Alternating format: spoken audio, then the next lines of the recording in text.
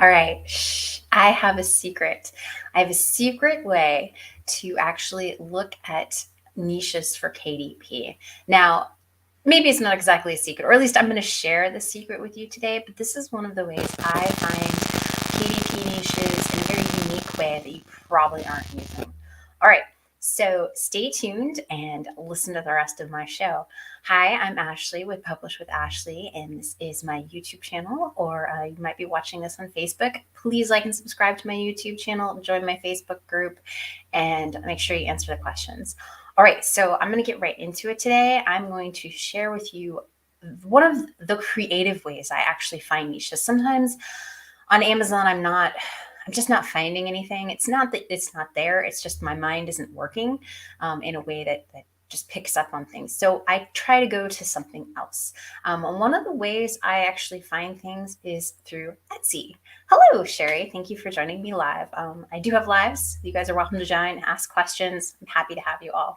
I'm happy to teach you all. Okay, so let's do this. All right.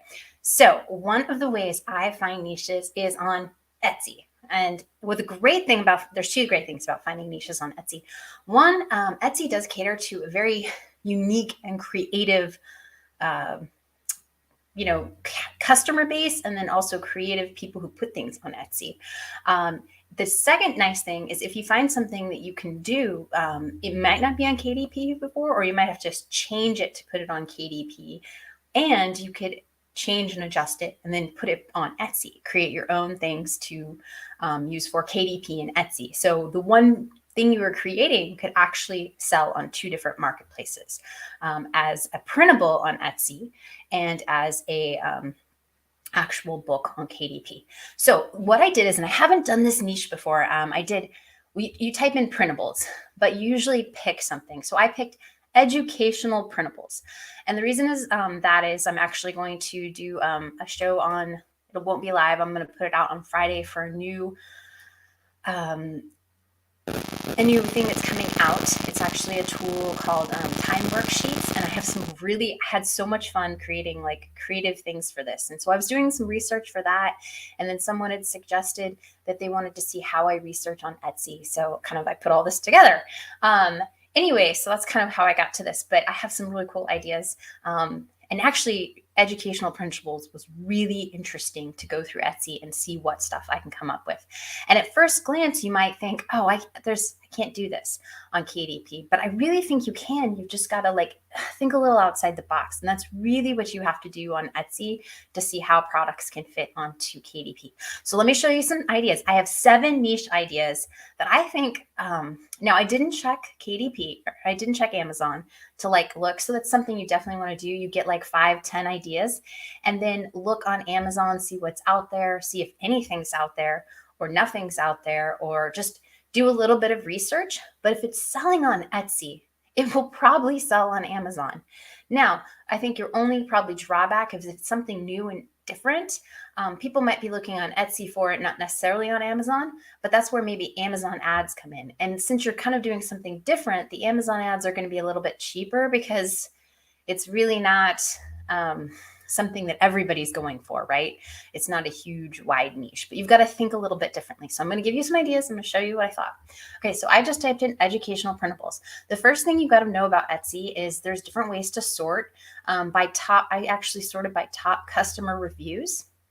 Now, sometimes you get sales, sometimes you don't.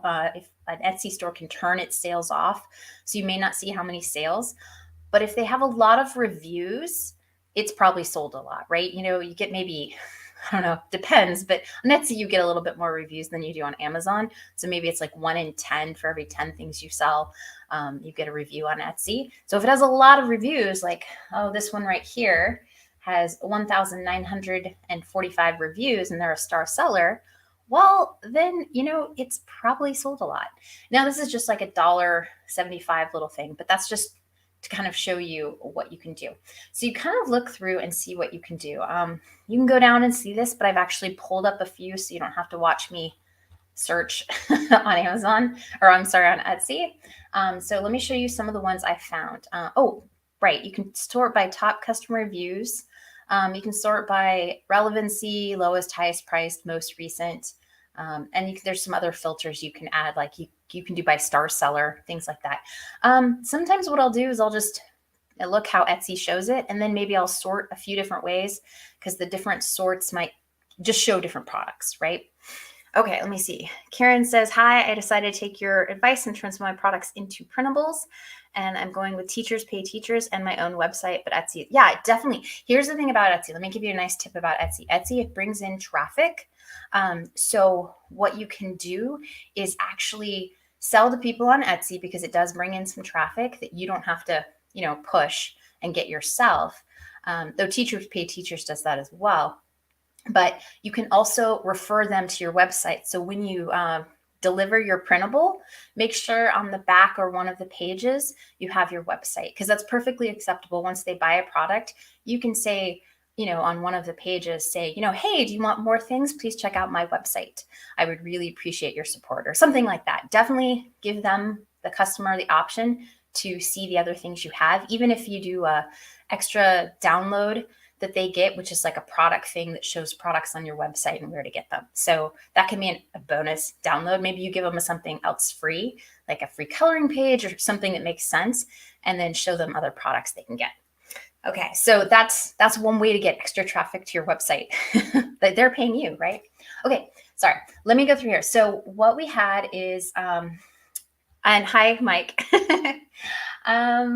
So first one I found it is, like I said, I'm gonna do some more with math and math times, and I've got some great ideas. But I saw a math bundle, and I know that's kind of already on KDP, but I think a lot of times we do what everybody else is doing on KDP. And when you look, it's really nice because you can see all the different pictures Etsy has, and some of these are printables and things like that, as far as you'd print it and frame it. But you can take the ideas, like this isn't something, when I kind of looked on KDP, I didn't see anything quite like this. I got different ideas for pages. What's in my piggy bank, stuff like that, with counting and numbers. But sometimes just looking at the products on Etsy gives you different ideas for your products on KDP that you can maybe add or improve. So I really like that aspect of it too. So I know math is like a big one. My kids do really well at math, but they actually like math worksheets, the fun ones, the ones that are colorful, have, cute things on it. I saw this one really cute with penguins. I'm going to talk about that one later, but, just to get your ideas learning. Okay, so toddler learning binder. I don't know if you've ever done like busy books or had busy books for your kids, but it's like tactile type learning where they take and put things off. And I had one as a kid that was all, these on here are not, they actually do sell them on Etsy where they're material. This one is, you basically print out all these pages and then laminate them. But let's look through here. This is why I thought this is something you could do. So here's the little video, and it shows that some person has actually print all these out, laminated them, and then cut them out for their kids, and then stuck. That's like Velcro. That's a lot of effort if you ask me.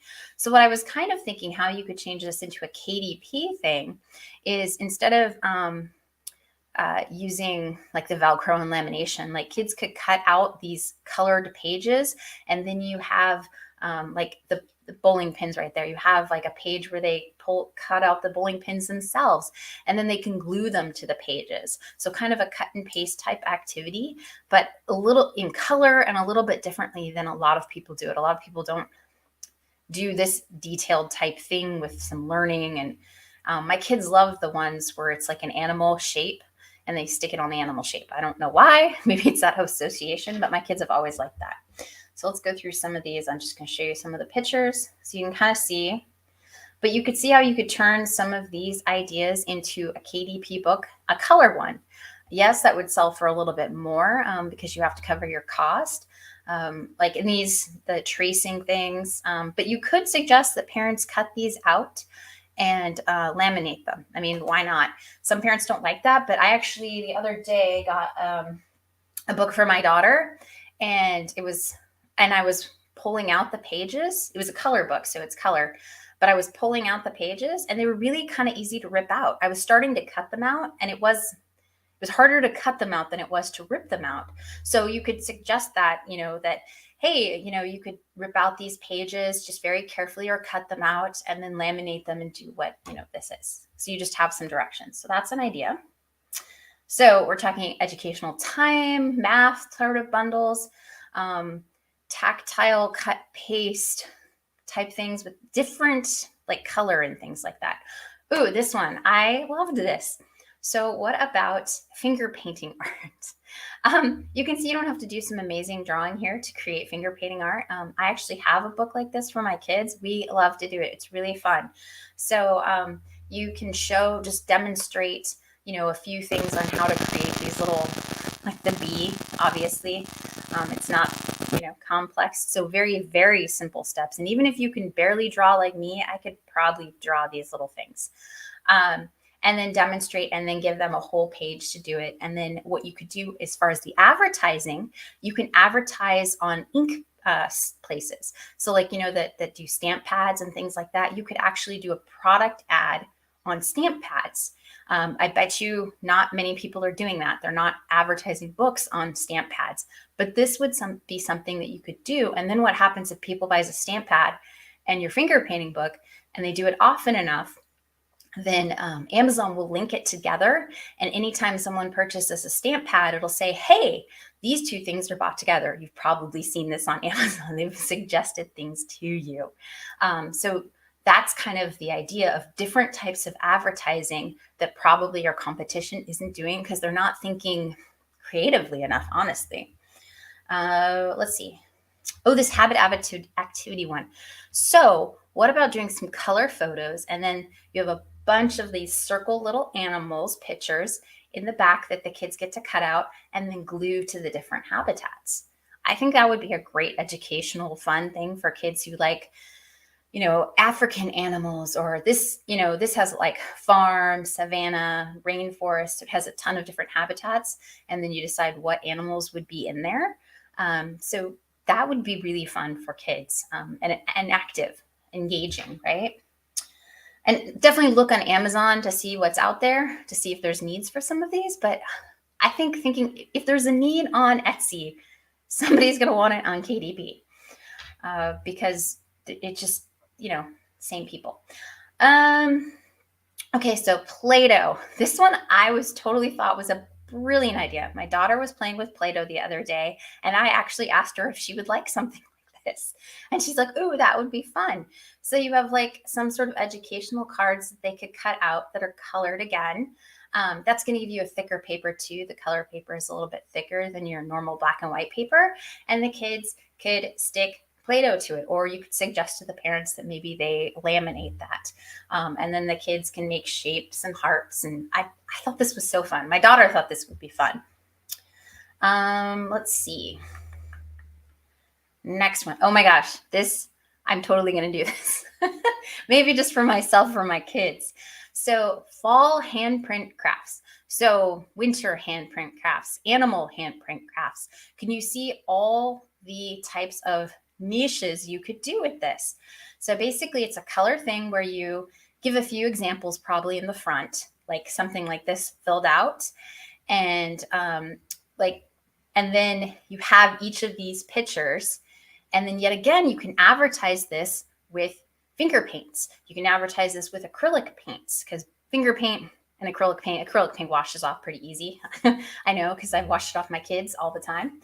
And then, so you advertise a product like this with that, and you do it. I think this would be fun. It would also be a really cool thing to put on Etsy, or teachers pay teachers, right?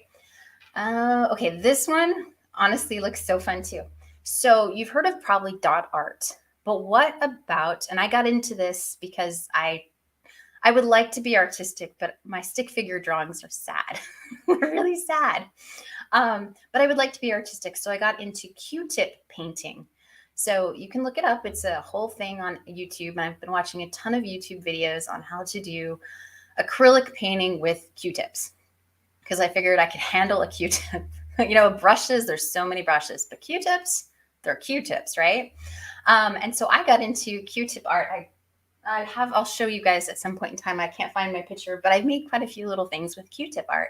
So I thought this would be a super fun thing to do for kids. So you have some examples, and then you just do something like this where you have the tree, just the branches, and then you say, dot it with color, right? Or I don't know if they have too many more examples.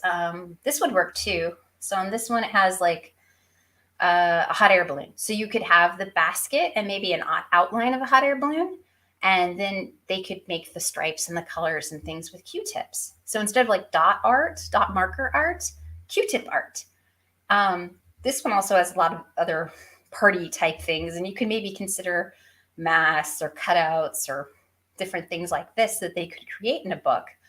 But Q-tip art, I think might be, I think it would be fun. I would totally buy a book like this because I've been into Q-tip art. Okay, so there's like 7 ideas that literally I just typed in educational printables, and then I kept sorting it different ways so that I could look at stuff, just look at it differently. I went through, a few pages, and then I sorted by bestsellers, and then I sorted by customer reviews, and just to kind of, it brings up new things, right? And I found those super quickly. And yes, they're different, but that's a way to kind of think differently to, and when you can advertise with, like the finger paint, the dot, the Q-tips, you can advertise that against Q-tips. You can advertise it against the paint, the finger paint, the acrylic paint. You can just take your product and inform the market who may not know it exists in a different way, right? And still, you could use educational printables on Amazon. KDP is a keyword, though I doubt the word printables are going to get a lot, but you never know. People type in things all the time. So anyway, okay, let's see what else I got. Juniper says, I'm throwing them out there.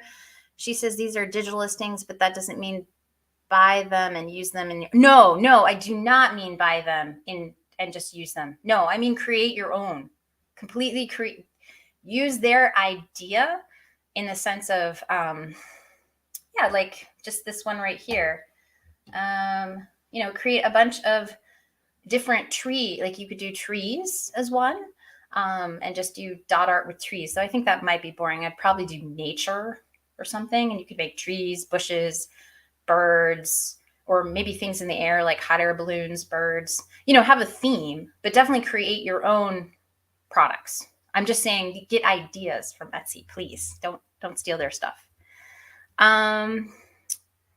Yes, I do test my books on my own kids. I actually was making a book, and I literally made my daughter do it the other day. Like last night, we were doing some watercolor, and I had her test some of my ideas for watercolor books. And so, yeah, that was fun. Yes, no plagiarizing.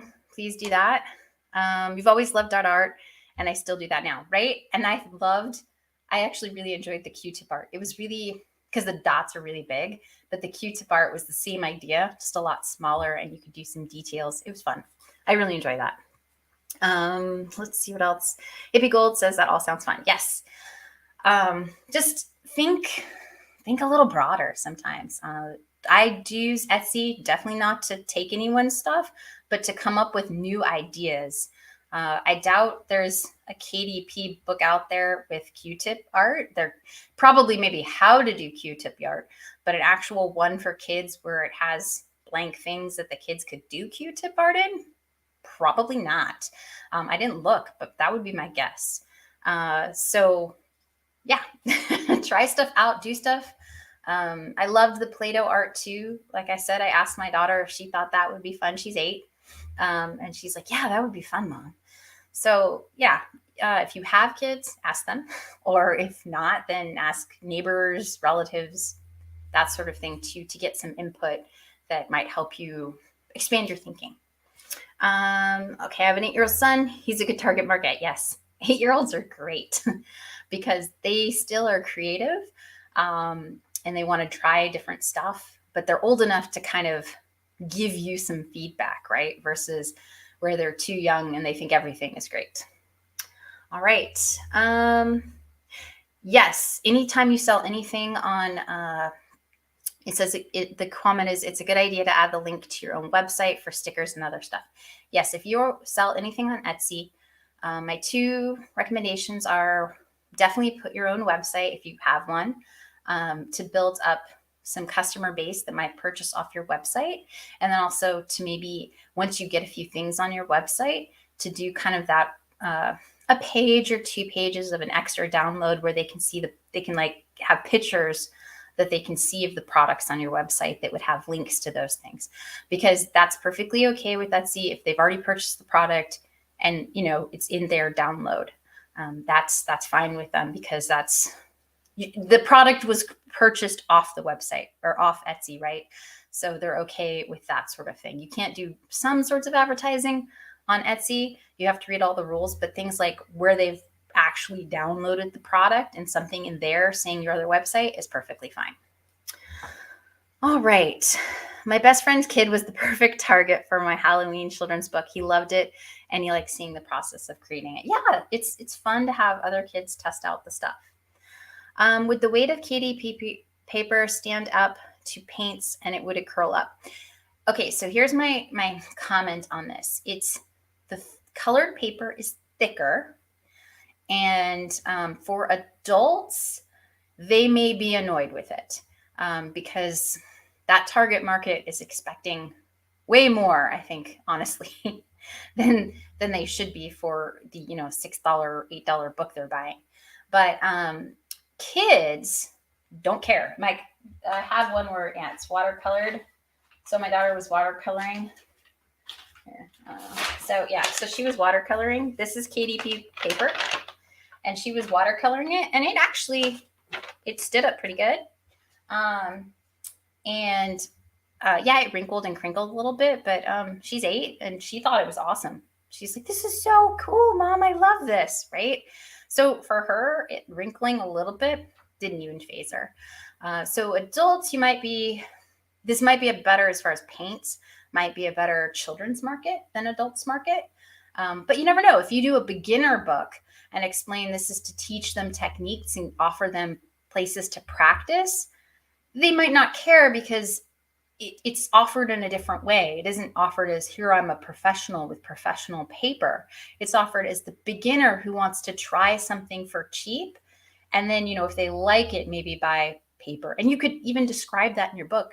Just say, this is a thinner paper, but once you get the techniques down, you can purchase this type of paper, and you give them some statistics or, I don't know, I can't remember what the weight of watercolor paper is. But you could give them information like that they would find helpful. And then it would feel like it's the right way to go, right? Beginner, and then you're teaching them how to purchase more expensive materials once they get techniques down. So the paper I showed you was the color paper. So the standard paper is a little cheap, is a little bit thinner. And I've tried all these papers because I was curious about this. So I tried the regular standard black and white paper. It is a little thinner. It works okay for kids and watercolor. It does wrinkle a little bit more. The standard color printing, so not the premium, but the standard color printing is better. It's thicker. It's still going to crinkle. And then that one right there was the premium color paper. So the books I'm creating are like 40 pages. And so for 40 pages, you can actually make a profitable book at $9.99, which is a good price point. And yet it's still like $2 in profit or something like that. And then that is a little bit thicker and holds up a little better. We dumped a lot of water on that one. I was trying watercolor techniques. Have you tried watercolor where you paint and then you drizzle salt, like table salt, on it? We were trying those techniques. That worked. I tried there's a technique where you can stick, plastic wrap on it and it crinkles it, but that didn't seem to work because I think the paper's too thin, but the salt seemed to work. Anyway, so I was trying different stuff out. But yeah, that was standard. Okay, let's see. Actually, the 24 premium KDP white paper, you like the premium white paper for crafting, as long as you're not using a lot of glue or watercolor or marker. Yeah, it is. I think it's fine. And when you talk kids products, has any of you bought one of those coloring books for kids? Like lately, the cheaper ones, the pages are super thin, like really thin. KDP paper is way better than that. So I think people expect something different from a kid's versus an adult book. So there is that. The potential, the pointillism effect is brilliant for products. And I just watched a YouTube video. Oh, please remind creators that Q-tips is a brand. Oh, that's true. That is so true. Q-tips is a brand name. Don't use Q-tips. Use cotton swab. Karen is exactly right. I'm sorry. Yes, thank you, Karen. Don't use Q-tip. Use cotton swab. That is important. True. Or cotton bud, I guess is the right term. Perfect. Thank you for saving me from myself. I probably would have figured that out as I started to type it and went, wait, that's a brand name. I can't use that. But I'm so used to calling them that, right? Anything else? I hope you guys just got your like ideas and thinking. Sometimes, like I said, I get a little stuck when I'm trying to search KDP, but Etsy is a really fun way to expand your mind and try something new. And think before you go, oh, I couldn't do that on KDP. Like really think about it. Could you? What could you do with that idea? It would be something maybe different, but what could you do that might work? That's how I kind of look at things on Etsy. I spend a lot of time when I'm looking through there saying, what could I do? I went through a lot of these educational printables and I was like, oh, I can't do that. But then I stopped myself and said, could I do something like that? And I thought, well, maybe I could. So you just got to kind of step outside what everyone else wants you to do on KDP and think, how can you do something different? How could you maybe experiment with color? How could you make color work and how can it be profitable? With the cotton swab idea, maybe you just do stuff in black and white, though I think maybe you'd want the thicker quality paper, but maybe that is just standard color. So maybe you could do something with that. You've just got to kind of expand your ideas of what you could do and what might work. All right. Any other comments, thoughts? Let me remove that. So I hope that was really helpful for you guys. I thought this was a really fun show to research. I had a lot of fun coming up with some really different ideas. Potato prints. Oh my gosh, I haven't done those since forever. Instead of like finger painting, you could do potato prints and then teach them how to like draw little faces on the potatoes. Cause like, oh, kawaii is big right now. So maybe kawaii potato, I don't even think I can say that. Kawaii potato prints. Or how about kawaii fingerprints, animals or something. If you look, there's a lot of demos on YouTube, on everywhere, websites, just to show how to do kawaii, like little happy faces. And so you could just have a whole 2 or 3 pages of the kawaii, different types of kawaii faces that they could stick on, fingerprints or potato prints, right? Lots of stun. So I hope this was helpful for you guys. I had a lot of fun coming up with just totally different ideas. I love KDP. I love that you can do so many things with it. If you just expand from journals. Journals are a fantastic place to start because it gives you the confidence and the skills you need to start. And then once you kind of get that, you can do so many things if you can just, let your mind think beyond that and try something new. So it's really fun. All right. Well, I hope, and thank you all for correcting me on my cotton swabs, not Q-tips and things like that, because I appreciate that. And yes, no plagiarism. Don't buy things off Etsy and then just do them. No. Make your own. Just use Etsy as inspiration. Like anything, use something as inspiration to create your own better product. All right. Okay, that's all I have for today. I will see you all. Actually, next week, I will have a taped show. I will not be live because I have something going on. So I won't be live, but I will have something awesome for you. I don't know it yet, but I'll have something awesome, I promise. Maybe I'll do some more of this, give you guys some more niche ideas that I come up with Etsy because I really enjoyed this.